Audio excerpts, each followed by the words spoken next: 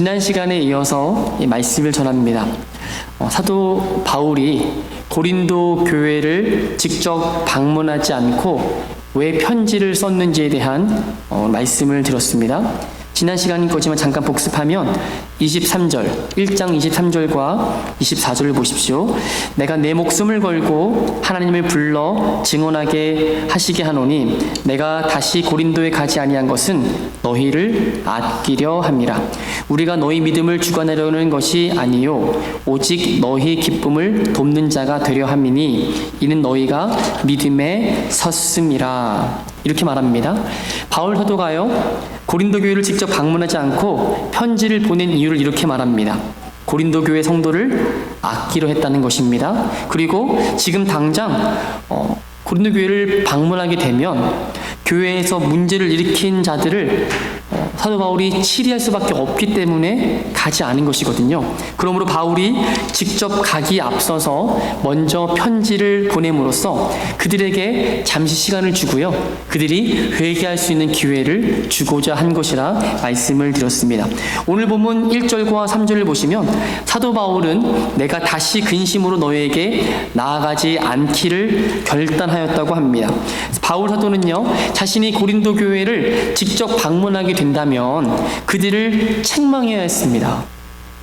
왜냐하면 고린도 전서의 말씀을 보게 되면 그들에게 문제가 많았거든요. 신생교회이기도 하고 또 여러 가지 은사도 있고 시끌시끌했습니다. 그래서 만약 가게 된다면 저들을 징계하지 않을 수 없고 책망하지 않을 수 없기 때문에 만약 그렇게 되면 그 고린도 교회 성도들로 하여금 근심하게 하는 것이기 때문에 저희들로 근심하지 않고 기쁨으로 만나기를 소망하면서 가는 것을 안 가고 편지를 보내고 연기를 한 것입니다. 여기서 보면 바울 사도의 기쁨은 성도가 믿음 안에 서는 것이라고 말합니다. 이 기쁨은 바울 자신의 기쁨만이 아니라 고린도 교회 전체의 기쁨이 된다고 확신한 것이죠. 잠깐 데살로니가 교회를 위해서 편지를 쓴 사도 바울 얘기를 잠깐 말씀드릴게요. 데살로니가 전서 3장에 보면 하나님의 일꾼인 디모데를 그 교회에 보냅니다. 이는 바울이 고린도 교회에 직접 가지 않고 디도를 통해서 편지를 보낸 것과 같은 이치예요. 디모데를 보낸 이유는요, 데살로니가 교회를 굳건하게 하고 또 믿음에 대해서 위로하려는 목적이었습니다.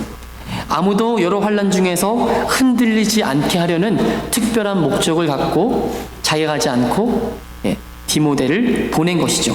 바울의 탁월한 선택이었습니다. 그의 믿음을 볼 수가 있어요. 디모데가 돌아와서 데살로니가 교회의 사정을 이렇게 저렇게 얘기합니다. 그들의 믿음이 좋았고 또 사랑의 기쁜 소식을 알려주니 이 소식을 들은 바울은 더욱 데살로니가 교회 성도들을 간절히 보기 원한다는 소망을 말합니다. 똑같은 이치 않습니까? 데살로니가 전서 3장 7절과 8절을 제가 읽어드리겠습니다. 이러므로 형제들아 우리가 모든 궁핍과 환난 가운데서 너희 믿음으로 말미암아 너희에게 위로를 받았노라. 그러므로 너희가 주 안에 굳게 선즉 우리가 이제 살리라. 무슨 말일까요? 바울이 위로를 받았다고 고백합니다. 데살로니가 성도들이 믿음에 선 것에 대한 위로와 기쁨을 얻었다는 것이에요. 선교사이면서 목회자인 그 바울이 위로를 받았다는 것은 보통 사람이 받는 위로와 조금 달라요. 왜냐하면 위로받았다는 것은 근심과 낙담되었을 때 옆에 찾아와서 괜찮아, 잘 될 거야 토닥토겨주고 안아주고 이렇게 좀 말로써 아니면 맛있는 거 사준다든지 이런 것으로 위로를 받는 게 사람이잖아요. 그런데 선교사이면서 목회자인 그 바울이 위로를 받았다는 것은 바로 자신이 직접 교회를 세웠고 지금은 거기 없지만 목회하는 가운데 있는 그 교회를 바라보는데 저들이 믿음에 서 있는 것을 볼 때 위로를 받았다는 거예요. 다시 한번요. 사도 바울이 기쁨을 얻었다는 것은 다른 것에 있지 않고요. 그 교회의 성도들이 믿음에 굳건하게 서 있고 저들이 하나님 말씀에 반응하고 잘하는 것을 보는 것을 말미암아 그가 기쁨을 얻고 위로를 얻는다는 것입니다. 왠지 아십니까? 데살로니가 교회 환경은 그냥 보통 환경이 아니었어요.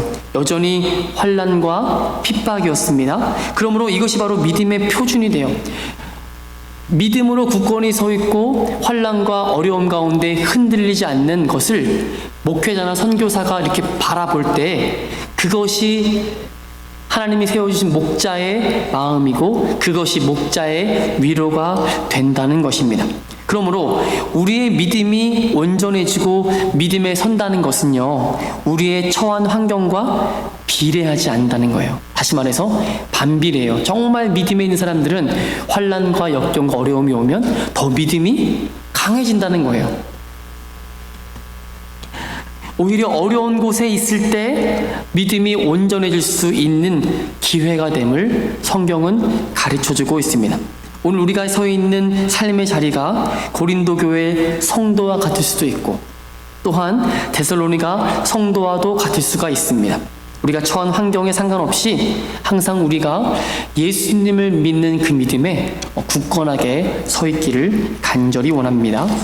그러므로 목회자의 진정한 위로는요, 바로 목양하는 교회의 성도들이 주 안에 서 있는 걸 볼 때 위로를 얻는 거예요. 믿음으로 굳게 설 때 기쁨과 위로를 함께 얻을 수가 있는 것입니다. 목회자가 항상 성도들의 얼굴을 떠올리며 간절히 기도하는 이유는 무엇입니까? 바로 성도들의 믿음이 어디에 서 있습니까? 굳건하게 예수님만 바라보면서 믿음이 부족한 것을 붙들어주고 그 마음과 믿음을 굳건하게 하는 마음으로 계속적으로 기도했는데 삶은 변하지가 않았어요. 그런데 저 성도의, 저 집사님의 그 믿음이 자라고 있고 온전히 선 것을 보면 그것이 바로 목회자의 기쁨이라고 하는 것입니다. 사도 바울의 기도를 들어보세요. 데살로니가 전서 3장 10절에 보면 주야로 근심히 간구함은 너의 얼굴을 보고 너의 믿음이 부족한 것을 보충하게 하려 함이라. 다시 한번요. 그냥 기도 안 하지 않았습니다. 주야로 기도했어요. 밤낮으로 데살로니가 교회를 향해서 기도했는데 그 기도를 하면서 그들의 얼굴이 생각나는 거예요. 근데 저들의 부족한 믿음을 보충하게 한다고 사도 바울은 고백하고 있거든요. 근데 이것을 제가 찾아봤어요. 믿음의 보충함이 도대체 무엇인가? 히브리서 13장 21절에 보니까 동일한 단어를 썼는데요. 모든 선한 일에 너희를 온전하게 하사라고 되어 있어요. 그러니까 사도 바울이 환난과 어려움 가운데 있는 데살로니가 교회를 향하여서 그 믿음이 온전하여 지기를 밤낮으로 기도했다는 것이고요. 그 기도의 응답으로 성도가 믿음에 선 것을 보니 바울이 기뻐했고 그것이 그의 삶의 위로가 되었다라고 말씀하고 있는 것입니다. 그러므로 잘 보세요. 사도 바울은 데살로니가 교회에 없어요. 다른 곳에 있습니다. 그런데 기도하면서 그쪽에 있는 교회 성도들과 사도 바울이 여전히 연결되어 있는 불가분의 관계라는 것입니다. 사도가 말씀을 가르치며 양에게 양질의 것을 먹이고 주님 앞에 믿음이 온전해지도록 밤낮 부르짖어 기도한다는 것은 정말 그 교회의 축복인 것입니다. 그러면 둘 사이에는 굉장한 친밀한 관계가 유지되어 있다는 것이에요. 우리 모두 우리 주 예수님께서 친히 강림하실 때에 우리 아버지께서 하나님께서 우리의 온전한 믿음을 보시고 기뻐하실 줄로 믿습니다. 하나님 아버지 앞에서 우리 모두 다 왜요? 거룩함으로 흠이 없게 하시려고 이렇게 사도 바울이 고백하거든요. 우리의 믿음이 주님 보시기에 점도 없고 흠도 없는 그 거룩함으로 서 있기를 간절히 원합니다. 다시 본문으로 돌아와서 고린도전서 2장 4절을 보시면 내가 마음에 큰 눌림과 걱정이 있어 많은 눈물로 너희에게 썼노니 이는 너희를 근심하게 한 것이 아니요 오직 내가 너희를 향하여 넘치는 사랑이 있음을 너희로 알게 하려 함이라. 이렇게 말합니다. 사도 바울은요 큰 환난과 애통한 마음이 있어 다시 말해서 눈물로 썼다고 했는데 개역개정에는 큰 눌림과 걱정으로 번역을 했네요. 바울의 이 편지는 아무래도 사라진 것으로 성경학자들이 말하고 있는데, 그 당시에 서신이 한 교회에만 가지 않고, 그 교회는 보통 가정교회로 이루어졌기 때문에 그 교회, 가정교회에 전달되고 또 읽고 또 읽고 이렇게 전달하다가 아무래도 이 편지 하나가 잃어버린 것으로 추정하고 있습니다. 그런데 그 바울의 그 편지를 받고서 고린도 교회가 어떻게 했냐면 회개를 하게 된 것입니다. 그러므로 4절에 이 편지는 바울이 범죄한 성도를 향해서 책망한 아무 강력한 내용일 것이라고 추정하고 있어요. 그런데 이런 책망도 결국은 그 성도들이 회개하고 주께로 돌아왔다고 하는 것입니다. 다시 말해서 넘치는 사랑으로 한 것이라고 말씀하는 거예요. 우리는 형제나 그 자매를 책망할 때 정말 사랑하는 마음으로 하지 않는 게 낫고, 정말 사랑으로 하는 게 맞는 것이죠. 아니면 미워하고 책망하기 위해서는 위에서 책망하는지 우리의 마음을 좀 돌이켜 봐야 된다는 것입니다. 사도 바울이 고백합니다. 책망할 수밖에 없는 상황 속에서도 그 성도를 향한 그런 간절한 마음으로 눈물로 편지를 썼다는 것이에요. 이것은 그 고린도 교회에 잘못을 범한 그 영혼을 향하여 그 영혼이 주께로 돌아올 때까지 관심을 가지고 눈물을 흘리면서 편지를 썼다는 것은 사도 바울에게 있어서 참으로 행복한 일인 것입니다. 하나님 아버지께서 잃어버린 영혼을 향해서 애통하고 깨어진 마음이 사도 바울에게 전이가 된 것이죠. 그 하나님 아버지의 마음을 가지고 눈물로 편지를 쓴 것입니다. 그 편지로 범죄한 사람들이 회개하고 주님께로 돌아오게 된 것이죠. 그것으로 인하여 사도 바울이 또한 기뻐한다라고 말합니다. 이것이 진정한 그리스도인의 마음이 아닌가 싶어요. 고린도전서 2장 16절에 누가 주의 마음을 알아서 주를 가르치겠느냐, 그러나 우리가 그리스도의 마음을 가졌느니라, 이렇게 말합니다. 하나님 아버지께서 눈물로 바라보고 계시는 그 사람에게 우리도 하나님께서 바라보시는 그 마음을 가지고 눈물로 그 사람을 바라볼 수 있는가? 그런 마음이 우리 가운데 회복되어지기를 바랍니다. 다른 것이 없어요. 하나님께서 주신 그 사랑이 우리 마음에 부어지면 다른 사람을 회복할 수 있는 도구가 되는 것이죠. 왜냐하면 하나님의 아버지 사랑으로 했기 때문인 것입니다. 조금 거칠 수는 있어도 본심이 무엇인지 알았다라면 그 사람 반드시 돌아오게 되어 있는 것이죠. 사도 바울의 큰 눌림과 걱정, 환난의 마음의 고통으로 편지를 쓴 이유를 또 고린도후서 7장 8절에 10절에 있습니다. 찾아보겠습니다. 고린도후서 다 같이 7장 8절과 10절 같이 한번 찾아서 읽어보겠습니다. 고린도후서 7장 8절로 10절입니다.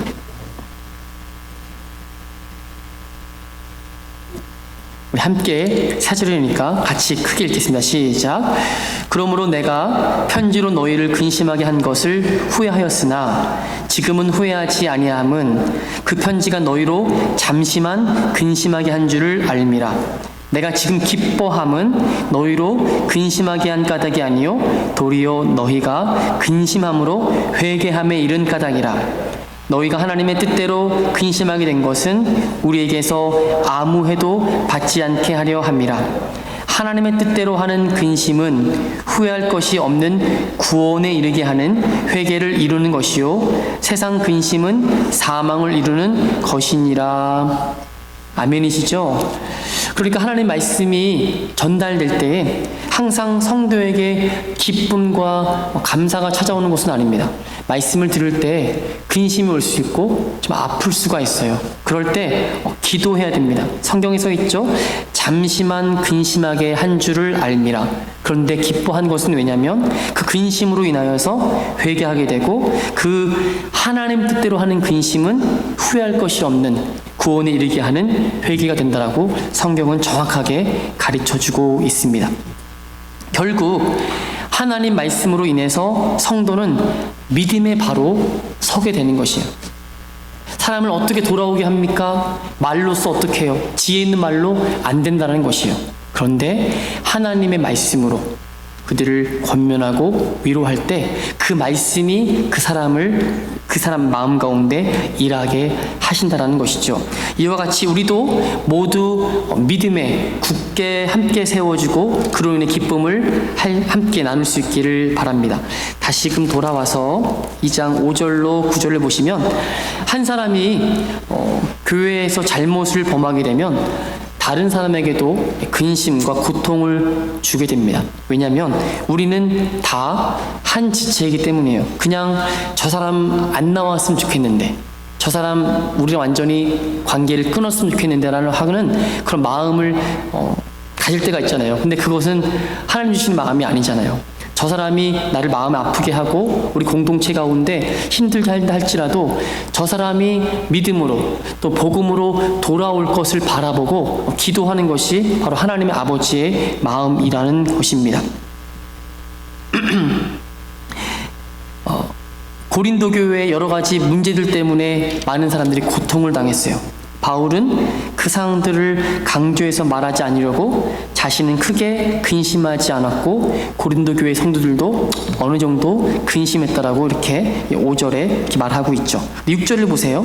이러한 사람은 많은 사람에게서 벌 받는 것이 마땅하도다. 이 구절의 진의는 무엇이냐면 벌을 받을 것이 당연하다는 의미가 아니고요.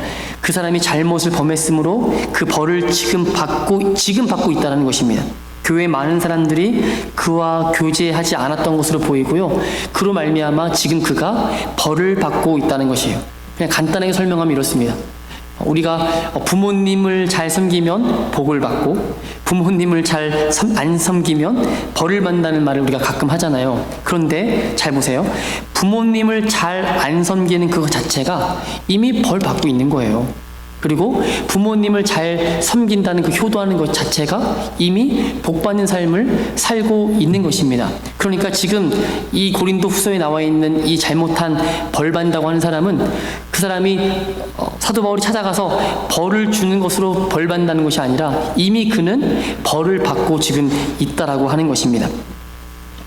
이와 같이 사도 바울도 그가 그렇게 벌 받고 있음을 이제는 족하다고 말하는 거예요. 그래서 이제 오늘 설교의 주제와 같이 용서라는 말을 합니다. 이제 그를 용서하고 위로하라고 하는 거예요. 그렇지 않으면 계속 그로 하여금 벌을 받게 하면 많은 근심에 사로잡힐까 근심한다라고 말하고 있습니다. 다시 말해서 실족할까 염려가 된다는 것이요. 우리가 이 말씀을 보면서 사랑으로 근심하게 하는 책망이 회개에 이르는 것을 우리는 알 수가 있습니다.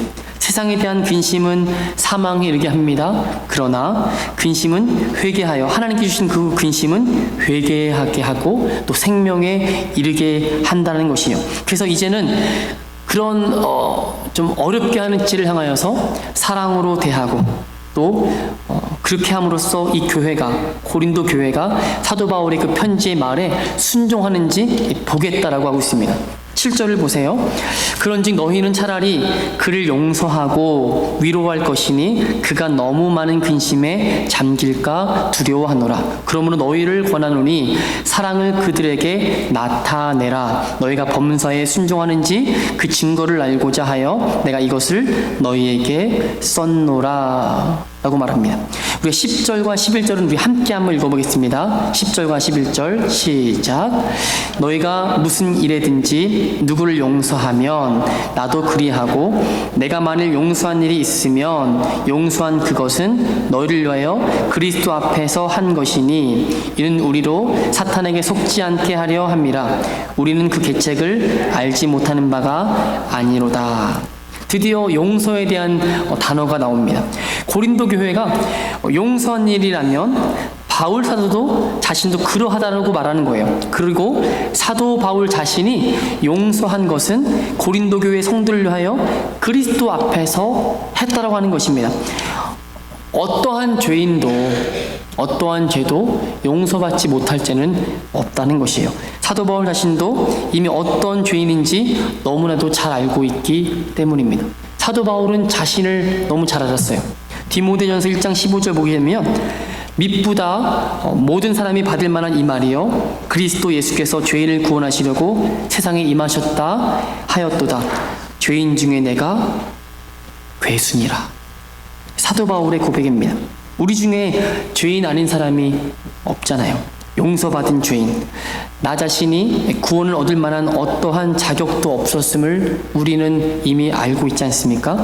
내 원래 자리를 기억한다면 예수님께서 나를 위해서 십자가에 돌아가 죽으시고 우리를 살려주신 그 은혜를 기억해야 되고 감사하지 않을 수가 없는 것입니다. 사도 바울의 말처럼 자신과 같이 죄인 중 괴수를 용서하신 예수님을 우리가 진심으로 알고 있다면 나와 같은 다른 사람, 죄인을 용서하는 것에 대해서 우리가 어떻게 해요? 해야 된다는 것이죠. 저 사람은 안 돼. 용서 못해. 저 사람의 관계는 이제 끝이야. 하는 것은 주님께서 우리에게 원하시는 것이 아니라는 것이죠. 관계의 단절이 그 사람을 용서해도 되고 안 해도 되고를 말하는 것이 아니라 그리스도 안에 우리가 있다면 반드시 관계가 회복되어야 되고 그를 용서하고 안아주는 것이 필요하다는 것입니다. 왜 그렇습니까? 너나 나나 할 것 없이 용서받을 자격을 갖춘 사람이 한 명도 없다는 것입니다. 값없이 우리 주님이 죄가 되시고 우리를 대속해 죄값을 대속해 주셨기 때문입니다. 그래서 사도 바울이 이렇게 얘기하는 거예요. 11절에 우리도 사단에게 속지 않게 하게 하려 함이라. 우리는 그 계책을 알지는 못하는 바가 아니로다. 이게 어렵게 말했어요.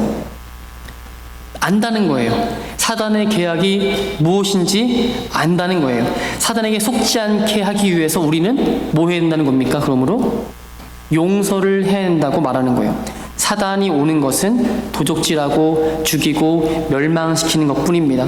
사단은 늘 참소하는 것을 좋아하죠. 없는 것도 만들어내고 작은 것도 부풀려내고 그 사람의 감정을 교란해서 그로 하여금 나를 바라볼 때마다 힘들게 만들고 더 이상 용서라는 단어를 입에도 갖지 못하게 만들잖아요. 이것이 사단의 계획입니다. 그러나 그러한 사단의 계략을 이기는 것은 무엇일까요? 참는 게 아닙니다.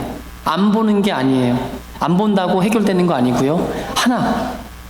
딱 하나, 십자가의 사랑밖에는 없습니다. 십자가의 사랑이 우리를 용서하게 했기 때문이에요. 다시 한번 말씀드려요. 십자가 사랑으로 용서하지 못한 사람은 있습니까? 없습니까? 네, 없다입니다. 우리는 모두 그 사랑으로 인해서 용서받았다는 사실을 늘 기억해야 됩니다. 그래서 그렇게 살아갈 수 있고 쟤는 원수야, 쟤는 안 돼 라고 말하는 사람이 우리 삶 속에 한 명도 없기를 간절합니다. 마태복음 18장 21절에 보게 되면 베드로가 예수님께 여쭤보잖아요. 주여, 형제가 내게 죄를 범하면 몇 번이나 용서해야 합니까? 7번까지죠? 라고 물어보잖아요. 7번. 굉장히 마음 써서 7번 얘기한 것 같아요. 그런데 예수님께서 뭐라 말씀하시냐면 7번뿐만 아니라 7번을 70번까지라도 할지니라. 계산이 되십니까? 7번을 말하면서 최고의 숫자를 내는 거예요. 베드로는.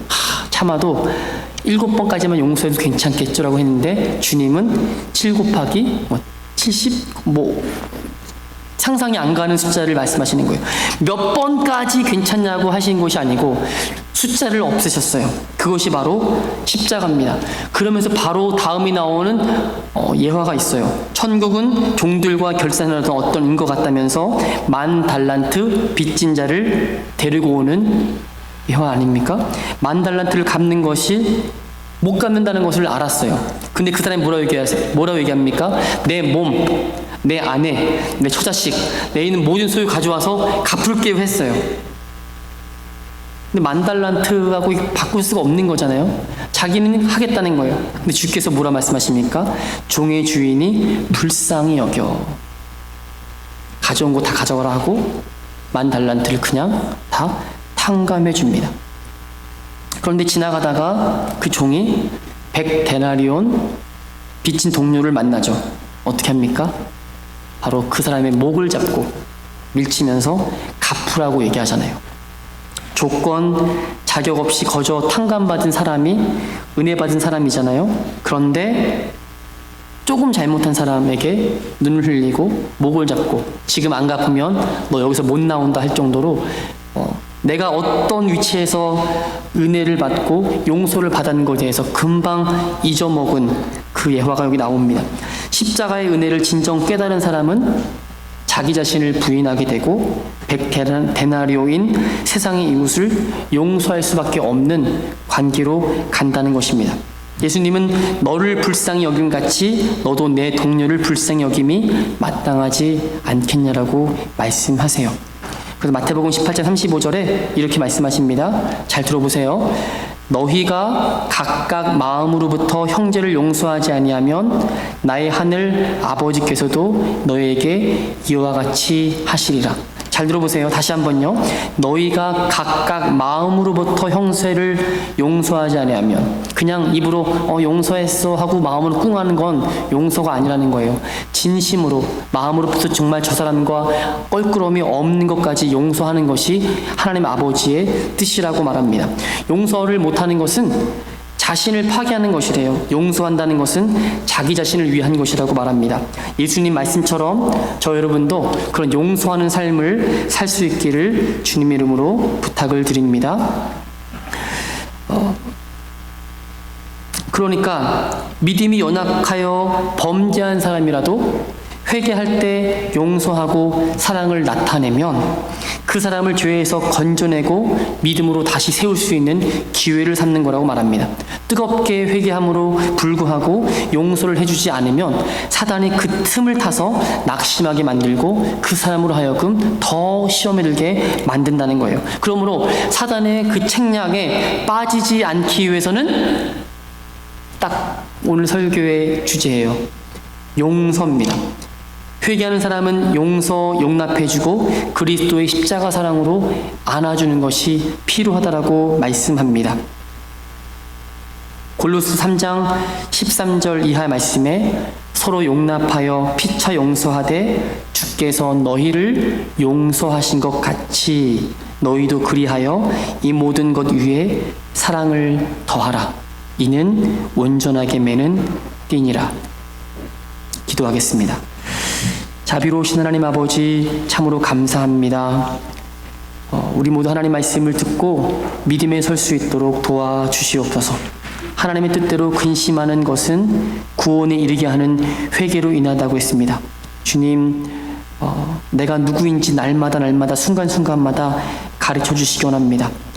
내가 날마다 죽노라 고백했던 사도 바울의 고백처럼 예수님 앞에서 나 자신을 발견하게 하시고 서로 용납하고 용서하여서 모든 것 위에 사랑을 더할 수 있는 우리 교회 모든 성도다 될 수 있도록 인도하여 주시옵소서. 오직 예수님의 십자가 사랑만 우리 성도들의 삶에 흘러가도록 도와주옵소서. 우리가 서로 사랑하여 예수님의 제자인 것을 다른 사람들로 알 수 있도록 도와주시옵소서. 주님께서 함께 하심에 감사드렸고 예수님의 이름으로 기도드리옵나이다. 아멘.